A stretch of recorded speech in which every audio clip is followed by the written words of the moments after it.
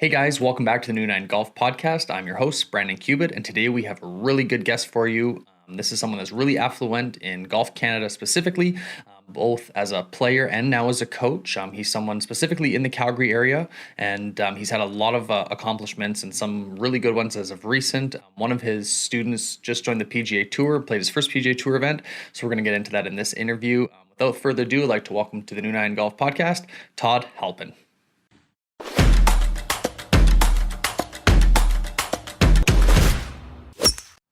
Okay guys, welcome back to the New Nine Golf Podcast and YouTube channel. I'm here today with someone who I've been trying to get on the podcast for a long time.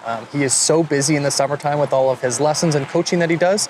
He's very gracious with his time to give us a half hour of his time. I'd like to welcome to the podcast, Todd Halpen. So Todd, thanks so much for joining the New Nine Podcast.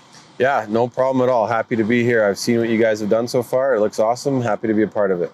So if you are involved in the Golf Calgary community or Golf Alberta, people know your name in the golf coaching industry. Give me an idea of how you got into the coaching industry, or maybe just a little bit in the background of your own golf. Yeah, sure. So specifically on the coaching side, it was the genesis of basically my whole life. I'd been playing junior golf in Alberta my whole life. We don't need to get into the details there, but junior provincials, Alberta AMs, going to play at university. And that's kind of where I realized I was meant to be a coach.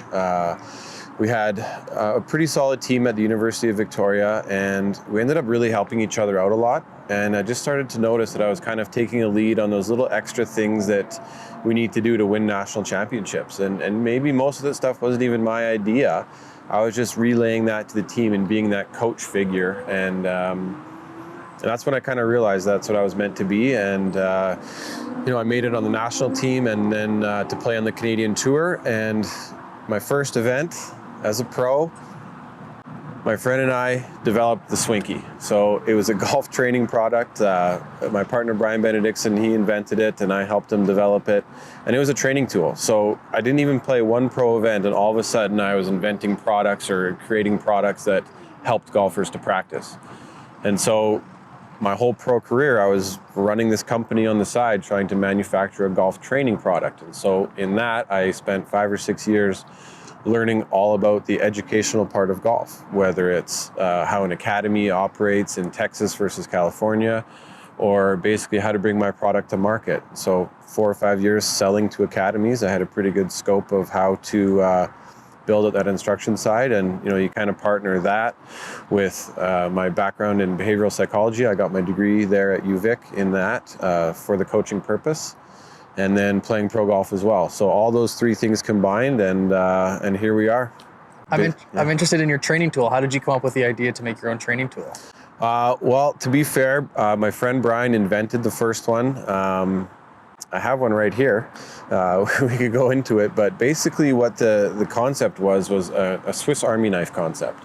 So within the golfer's toolbox, you have a stretching tool, an alignment system, a weighted swing club, a driver protector, a putting system, a ball position station. It's a very comprehensive tool. So we kind of, we're the 5-in-1 coach in a bag kind of a concept. And, we sold a lot of them and we built a lot too. And, Davis Love III was one of our shareholders, so he saw the value. He was one of the partners that was able to get us kind of inside the ropes on the PGA Tour, and we had over 100 players on the PGA Tour with a Swinky, with a golfer's toolbox. And I still get pictures and texts all the time. Oh, hey, Patrick Rogers is using one. Angel Cabrera has one. Ricky's got his out. So it's pretty cool to just see that little reminder of something that I made no money on. That must be pretty rewarding to see a PGA Tour player using something that you made. Yeah, it's pretty cool. It's just one of those things now I look back on. It would have been nice to build the business out a little bit differently. I think being an entrepreneur, you can always look back on your first couple of companies and be like, wow, I wish I knew what I knew now back then. But it does give me a little bit of, what would you call it? I guess notoriety in the golf business where, I did that. I developed a training aid that people love.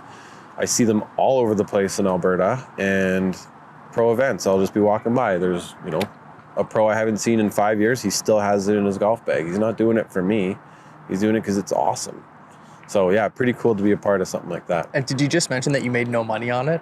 What do you mean by that? Yeah, well, there's a big difference between a very good product and a company.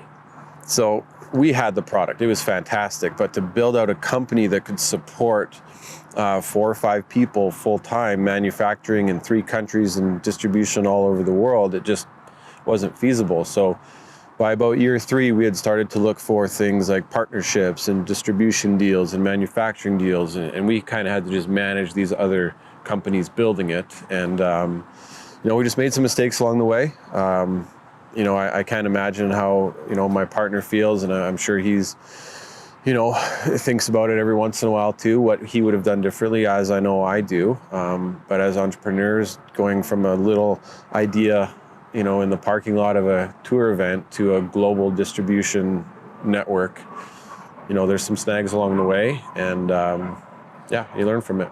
So I'm interested in your playing career. So you played university golf and you took a kick at playing professionally. Were you on the Canadian Tour, or where are you playing your pro golf? Yeah, so I was a full-time member of the Canadian Tour for 1 season and kind of conditional status for kind of the span of about 3. It was funny. Growing up in Alberta, we had such a strong province. The year that I was coming through, like guys that I was playing against, Ryan Yip, Mike Maisie. Dale Vallely, I played against him 30 times. He's on tour now. So we had a batch of guys that were unbelievable. James Love, Barrett Jarash. And so I would always come 8th or 10th. Like I wasn't cracking top 5 at provincials. So, kind of flew under the radar a little bit, went to a Canadian university, and that's where I kind of blossomed a little bit, grew up, got a bit bigger, got a bit stronger. In my 3rd and 4th year, it was finally like, I'm playing pretty good against these guys without hardly practicing at all. Because we had Canadian University, we had Canadian Lifestyle, I was playing intramural volleyball and ice hockey and golfing and school. Wow. So I wasn't getting a lot of reps in on the golf side, but that's what taught me to be a coach too. Like our team really bonded, and we worked really hard to work together and coach each other. And we ended up winning 3 national championships working as a team. And so that's when I was like, okay, I could probably do this if I really put my mind to it. And then that summer, finished 2nd in the Canadian universities, 2nd at NAI Nationals, and 2nd at the Canadian Am. Lost to Richard Scott in the final. So there's 3 second places that with one swing here or there, it could have been 3 wins. Right.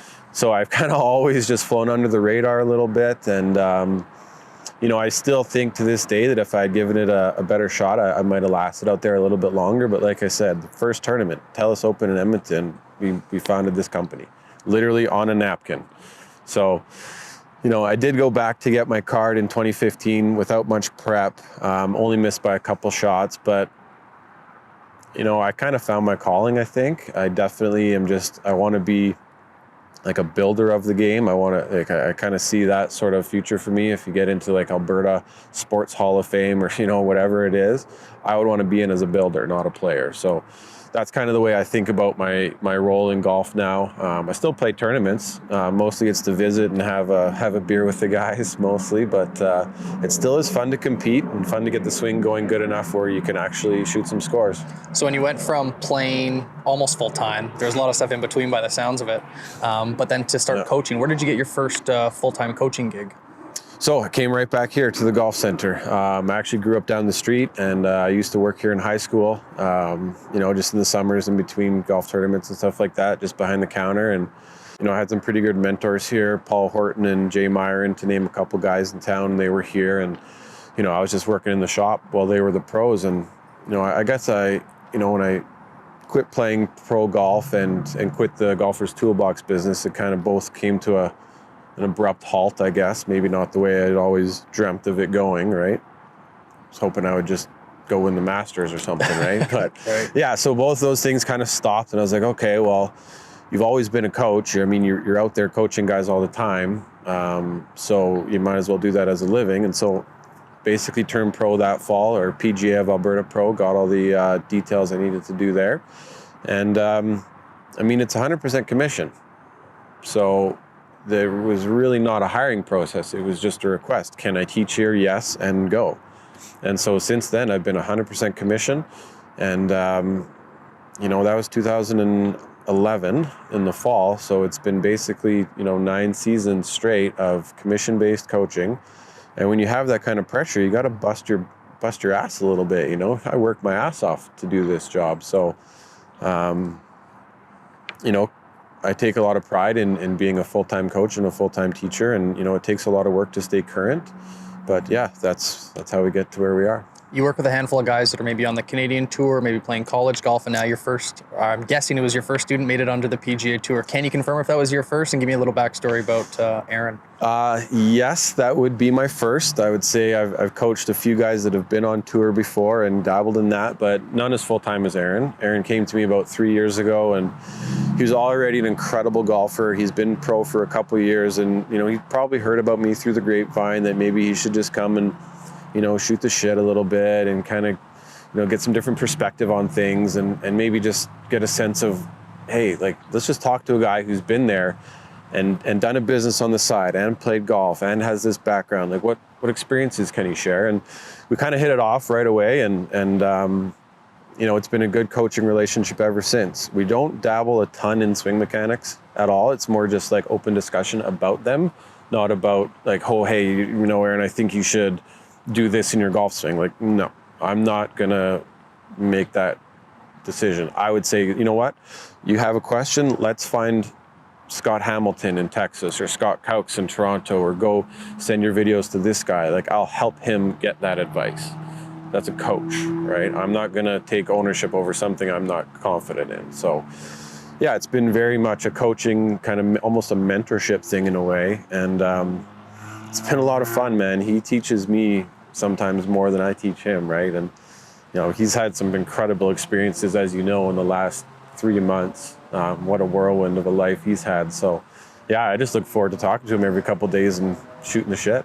So a little background for our audience. The golfer is Aaron Crawford. So he actually plays out of my home course, out of Country Hills. But yeah, obviously knowing that you coach him, he had to shoot a 63, I think it was, in a Monday qualifier to get into the event. Yeah. How do you find out that he went as low? Are you following him online and right away, or does he call you up and say, Coach, I got in? Yeah, so a couple of things to touch on there. Like, our relationship is, like, I treat him as a PGA Tour player already. Like, him getting into Monday, like, that's what we're doing, right? I'm not too excited about it, to be perfectly honest, but he did shoot a 67 in the pre-qualifier, so pretty solid. And then to get into that Monday, we talked on the phone Sunday night for about an hour and a half. And I mean, Monday qualifiers are pretty absurd, right? So I kind of made a joke to him, like, oh yeah, I'll fly out on Tuesday. So he calls me at like 1:30 on Monday after he's done. He's like, well, I shot 63, pack your bags. So I spend Monday afternoon trying to figure out how to get to Minneapolis. I couldn't go. 2-week quarantine, just not going to work out for me right now in the summer. So his dad ended up going down and caddying for him. But yeah, pretty remarkable round. For sure. What we talked about Sunday night, there's no secrets there. I'm just there to be a sounding board for him more than anything. And, one thing that Aaron does really well is he already acts as if. He acts as if he's meant to be on the tour. And that's not being cocky. That's not being anything bad. It's being prepared. He's poised. He's professional. He's prepared all the time. He plays golf with confidence. He doesn't pick shots that you'd pick if you want to come 30th. He picks shots that you need to pick to win. And when you make those decisions all day long, you need a golf swing. You need your game to be pretty on point, and that's what his expectations are. So I wasn't surprised he shot 63 because that's what he's trying to do. Right. That's what we're working on. It's not a surprise. What's next for him? Now he's played in one event, missed the cut. What are you guys doing to get him on to tour, hopefully full-time? Yeah, I mean, a year ago, I think that question would have had a much more linear, straightforward answer, a much more identifiable. With what's going on right now, I don't really know. We've got the Mackenzie Tour this year and those Canada Life Series. He's playing okay in them for sure, like hitting the ball great, maybe not scoring as good as you could, but conditions at that golf course are extremely challenging. So ultimately, we're just going to try to get him as many tournaments as we can. He's going to have to pick and choose when he travels home. As the challenges with that right now are pretty serious. So we'll just have to wait and see. I'm interested still a little bit in your own personal golf game. We were talking a little off camera about a hole-in-one or multiple hole-in-ones that may or may not be hole-in-ones. I'm interested in just kind of the background on the hole-in-ones you've experienced. Yeah, that's a good question. I get asked it a lot, and I've just been answering 6, and it's like, that's not even right. Like, it's not even a real answer. I've got 4 legit ones, and I've got a couple that shouldn't even count. The par 3 course, that probably shouldn't count. I've done it a couple times in practice rounds on my second ball, so it's not like I even lost the first ball. I was just going for a different spot on the green. That's happened a couple times. Another time, a ball should have gone in the hole. It was kind of like a pre-COVID cup. It was an Ironman at Mackenzie Meadows, and like it should have dropped in. I'm not being like facetious there, saying like, oh, it should have gone in. Like, no, it should have dropped. But they had an insert in the hole to make the hole super small, so when the flag's in, it won't go in. Right. So I call that, a couple other ones, halfers to get me up to 6. That's funny. I think a lot of people can empathize with the COVID pin experience, because I've had even just 10-foot putts that lip out because there's a pool noodle at the bottom of the cup that I've heard guys that we play with have tried to flown it in, and they can see it ricochet and bounce, 20 feet in the air and not even go in. You're like, that should have been in. Exactly. Yeah. Can you recall the best day on the golf course you ever had? The best day on the golf course. I've definitely had a few pretty cool experiences, but I mean, I can't say any emotion or any sort of rush I've ever had compared to shooting 59. When I shot 59 at Mackenzie Meadows, 13 under par, Brad Russell and John Owens, I lost my mind. Like, I shot 6 under on the front. I started eagle, birdie, birdie. So I'm like, okay, wow, 30. That's pretty cool to shoot 30 on the front. Brad's like, well, I just shoot 29 on the back. We kind of laugh about it. So then right then I'm like, okay, let's think about this. And I went through the front 9 and I made every putt. Right, I made every single putt. So I'm like, okay, I'm still in this. It's still 100%. And then I went eagle, par, eagle, par. So just like that, I'm 10 under. Or par, eagle, rather. Sorry. Yeah, that's how it works at Mackenzie. And so now I'm sitting at 10 under par with 5 holes to play. I'm like, holy crap, I can get 3 more birdies. Birdie, birdie. I'm like, oh my gosh, right? So now I'm just like losing my mind because I know what's happening. I'm 100% aware of the 50 barrier. And on 18, I push my drive, barely clear the water, probably a yard over the water, and I've got to hit this upslope 9-iron over a tree, kind of to a blind green. I can't even really see the green. I just hit it. And then I make the 22-footer. And I went completely berserk. I was screaming at the top of my lungs, just like, yes! Oh my God, I've made it. I've created history. This is 2003, right? So like it hadn't even really been done more than once or twice on the PGA Tour. So this was like the most, I thought I was like one of 20 people to ever do this in golf. So I was losing my mind. So that has to be the most ecstatic day, most ecstatic moment. What's the next week after that you shoot 59? I imagine there's some news outlets getting a hold of you, or was it as rare as you thought? Crazy story about this too, actually. I haven't even talked about this for probably 10 years. That week was part of a week, and I'll shout out to Randy Robb for this one. Okay, so Randy Robb changed my grip. I used to hold it with a really strong grip, and he's like, you know what, you'll probably plateau with that. It's worth it to try to neutralize that a little bit. Okay. So I struggle for a couple months. I think I'm ready to go to a tournament. I go to the Glencoe Invitational and shoot 1 million. I'm like, oh crap. So I come back to the drawing board a little bit, practice for another week. Then I shoot 59, 63, 64, 66, and 64, something like that. I'd have to go back into my journal, but it was like Mackenzie Meadows, Willow Park, Lacombe, Willow Park, or something like that. And I shot 35 under in 5 rounds, and the 59 was part of it. Wow. And it just goes to show, like, if you get that technique right, if you can click with something and it really lines up, you can start to shoot pretty low. So it was a great week. No kidding. It was a really good week. Yeah, 35 under in 5 rounds, averaging 7 under per round. Have you gotten close before? Have you had the 50s in sight since? I was thinking about it 2 days ago at the PGA Championships in Red Deer. I shot 6 under on the front. I was chasing Wes and Riley down, and then shot even on the back. Still managed a 66, but yeah. That's the last time I thought about it in a round of golf. That's crazy. 59. We just had a poll up recently on our Instagram. So we started with, have you broken 100? Almost everyone, yes. Have you broken 90 and 80, 70 and so on? And then we put 60 up just to see if anyone, and of course there's a few jokesters that did, so it threw off our percentage. But now we officially know someone who's shot in the 50s. So that's a win in itself. Yeah, it's the coolest day ever, man. We'll flip the conversation. Do you recall the worst day you've ever had on the golf course? I do actually. There's a couple. for different reasons, I would say. So I would say probably like emotionally, the toughest day was in my second PGA Tour event. It was kind of a tough scenario. It was at Glen Abbey. On Thursday, I played 4 holes of golf. So it had been raining all week. It was such a shit break. Like I won the Monday qualifier. Okay, 66 in the Monday qualifier. I'm like, I'm in, guys. I'm in again. Like, holy shit, this is amazing. Tuesday, Wednesday, poured rain all day. I didn't even see the golf course. It's Glen Abbey. I've never played it. Everyone's played it 50 times. Great. So Wednesday night, I ended up sneaking out for a practice round. I got out to play with Jason Day and Jimmy Walker, and it was super cool. I was super pumped. Thursday, rained all day, 7-hour rain delay. I get to play 4 holes Thursday night, 4 over par.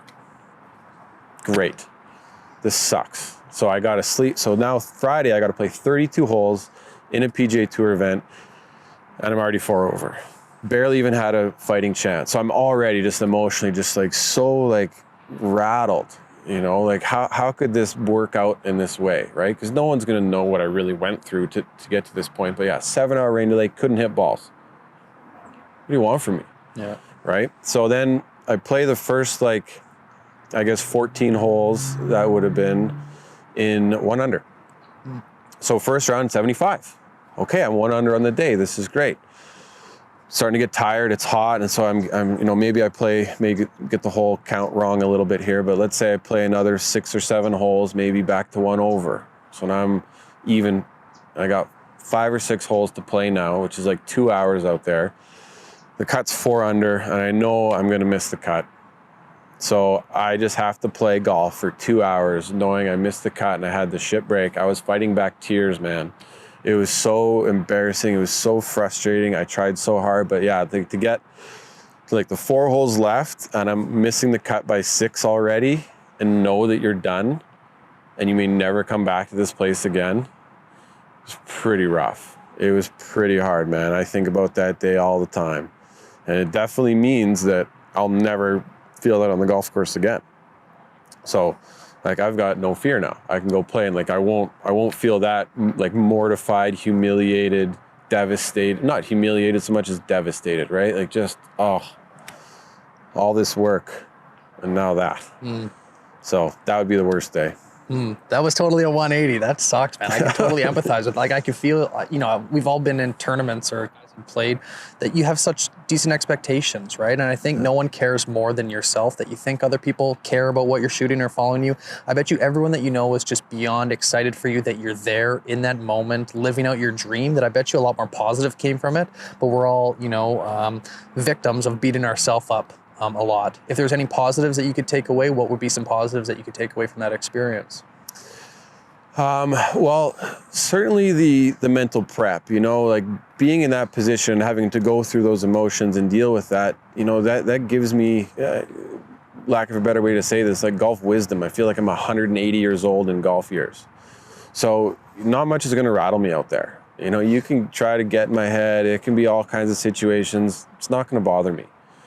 You know, I'll bother myself more than a situation is going to bother me. But, you know, nothing like that is going to do it. Because to be fair, I don't even think in that situation I really did anything wrong. I just felt like I got ripped off. You know, I win the Monday qualifier, no practice rounds Tuesday or Wednesday, huge rain delay, sopping wet golf course, exhausted. Like, it's just a bad break. Yeah. You know, so it just has really prepared me to handle all kinds of challenges out there. Right. Can you think of an experience, maybe not necessarily in golf, maybe in business or relationship, that, you know, the New Nine brand is all about coming over or overcoming those obstacles, that, you know, shit happens. It's not about what we did, it's about what we do moving forward. Can you think of a New Nine experience that you have experienced in your life? Yeah, I feel like that's something that a lot of golfers can kind of latch onto, that philosophy, that concept of overcoming that barrier, because golf is all about those mistakes. And I feel like on almost every single round you play, you're going to have a scenario where you hit one of your worst shots. It's just not a good golf shot. And the stat that I look for in teammates, in students that I want to coach, is the bounce back stat. How do you rebound after a bad outcome? And those are the moments that I notice as a coach are really what define how good a person's going to get at golf. You need to pay attention more in those scenarios. When you're nervous and you block one out of bounds or whatever, that's where I need you to key in on your finish position or the tension levels in your body. I need you actually more like to learn more from those experiences than the good ones, right? Because the good ones, everything is going fine. Right. So I feel like every shot I miss almost, I'm looking for that bounce back stat. I'm looking to like use that as a learning, as a jumping point to get better and to, you know, maybe lessen my chances of making that or a similar mistake in the future. Now where you're coaching today specifically, we were out earlier shooting with the Golf and Tacos ladies that you help coach. You're really helping grow the game for entry level ladies, and I think there's more than just beginners. There's some. We were watching some girls that were crushing the ball. Tell me a little bit about Golf and Tacos and what you're doing to help the ladies get into the game. Sure. So yeah, Golf and Tacos is something that was started by Katie Buckle and Berkeley Dahl 5 years ago. I came on board 4 years ago, so I've been the lead coach that whole time. This year we've expanded to a few other golf courses. The demand is quite high for it. So, you know, I feel very lucky for the opportunity to do that and to be one of the major touch points for so many golfers in that learning realm, in the development realm. They get so much advice from coworkers, friends, family, those, you know, boyfriends, brothers, that kind of thing. And while it's usually well-intentioned, it's often incomplete and not applied at the right time. So, you know, these group classes here at this private driving range give them the environment to really go through those learning processes and just kind of have that safe space to go through some of the tricky things about golf. It's not the easiest game to learn, right? There's some mechanical things and some geometry that just have to occur consistently to hit the ball well. So yeah, we do offer 3 different levels. There's a mild, medium, and a spicy class. You know, some of the parameters to define what a golfer or where a golfer would fit in those 3 categories. It's not so much about score. It's a lot just about how far you're hitting it, if you're hitting it consistently, and maybe how often you're playing. Right. So, you know, a spicy golfer might just be playing twice a week. Maybe 2 ladies leagues and their family golfs a lot. So yeah, come to the spicy class. You're going to need to know some of these things because in golf, these girls are going to be getting advice. They're going to be learning, not just here. They're going to be learning when they go play. So I'm trying to prepare them with the right information, with the right priorities in what they think are their fundamentals so that they can kind of filter and organize a lot of the information or learning that is going to come at them, not by choice. It looked like a lot of fun. I was just thinking in the back of my head that my wife would love being in one of these classes to just get that coaching and to see the ball flight and a beautiful day in a beautiful range. It looked like a lot of fun. Yeah, so you hit the nail on the head there. So I think one of the the competitive advantages of Golf and Tacos, one of the things that makes us really unique is the ability to blend that fun and upbeat environment and positive encouragement and all those kinds of things with some pretty darn accurate golf swing instruction. You know, I've been doing this for a long time, and while you can coach a tour player or a higher level golfer at noon and 1 o'clock, you know, I still do a ton of work with new golfers and beginners, and the language changes. And so for me, it's really exciting to get to teach in a group setting, because what it forces me to do is it forces me to prioritize, like, what's the most important thing to explain this concept. Because there's going to be 6 different learners here, 6 different people with their own set of ideas and perspectives and feelings and history and everything like that. So when you really are challenged with like narrowing down either the verbal instruction or what image they need to see or what cues they need to hear, you know, that priority, that learning structure really helps when I'm teaching other people too. So we try and do as much technique as we can without doing technique, right? Make it fun, make it upbeat, but really hammer home the things that we're really looking for in a positive golf swing and a functional golf swing. Cool. Well, yeah, we're shooting some content for Golf and Taco specifically, so that's something that our viewers can take a look at one of our other YouTube videos or when that releases. Is there anything else that we can plug for your own personal business? Anything we can send the viewers to take a look at? Yeah, for sure. Well, we're sitting here at the south end of the Golf Future Academy, so we do run a full-time academy here. There's 6 instructors, and we do a ton of junior programming. It may be a little too dark to see, but we've got tons of space here to be able to have bigger groups of kids. We used to do schools. Hopefully we'll get to do that again. So just really happy to be a part of this facility. The new owners are from Calgary. and they're putting a lot of work into making a smart range. You can see how lit up it is. It's going to be a busy place next summer, especially. We've got a 30,000 square foot putting green going in. So, anything we can do to help promote the facility and the academy is great. Really excited to see the changes here. It's going to be great. And you have an affiliation with the Fan 960. Tell me a little bit about that. Yeah, so that started about 5 years ago. A friend of mine, Ryan Pinder, who's a morning show host for the Fan 960, wanted to do a weekly golf hit. And so we just kind of went for it. I was a little rough around the edges for the first little bit, but starting to get the hang of it a little bit more now. And so more or less Wednesday mornings, 9:30, we go on the morning show and just kind of chat about the PGA Tour, some of the bigger stories in golf. And it's my job specifically to really key in on some of the inside stories in Canadian golf. And I love it because it gives me that extra motivation each week to kind of text a buddy who may be playing out in Ontario, or a guy like Aaron Crawford, see like how are things going down on the tour, and get some insider things that you can share with the community here, and certainly focus on the Canadians. And so that's what I'm passionate about, like being a builder. I want to grow the game. So any chance I get to kind of support PGA of Alberta, Alberta Golf, anyone that's supporting golf, I'm going to do the same thing. So going on the Fan 960 gives me that window to do so. They're pretty okay with me talking about whatever I want to. So I'm going to do that. I'm going to try to grow the game. Well, you're fantastic on the mic, and you're a really good storyteller. So that's why we're so happy to get you on the podcast.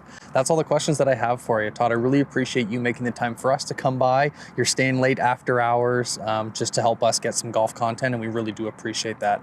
Normal circumstances, I'd shake your hand, but with COVID, we'll leave that one out. Hopefully we can touch base in the future, and I really appreciate you coming on. Yeah, I appreciate you having me. It was great. Thanks a lot. Thanks. Stay tuned, check out our website, new9golf.com, see what hats are in stock, and do your best to support the golf community. Thanks so much.